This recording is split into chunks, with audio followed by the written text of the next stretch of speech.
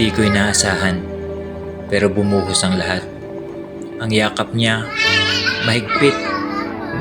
Ang iyak, tagos hanggang kaluluwa. Huwag ka na umalis, Daddy.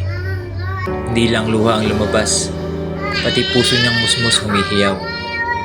At ako, isang sundalo, halos bimigay. Dahil kahit may misyon akong dala, anak ko ang dahilan. Sa bawat hakbang palayo, dala ko ang bigat ng kanyang pagluha. Wala nang mas matindi sa di ko kayang ipaliwanag na sakit. Ang pag-alis ko ay para sa kinabukasan, pero ang kinabukasan ko, umiiyak sa tabi ng pinto. Sundalo man ako sa labas, ama pa rin ako sa loob. At sa bawat sigaw ng luha niya, pinapaalala sa akin, mahal na mahal ako ng anak ko, at kailanman hindi ko siya iiwan sa puso ko.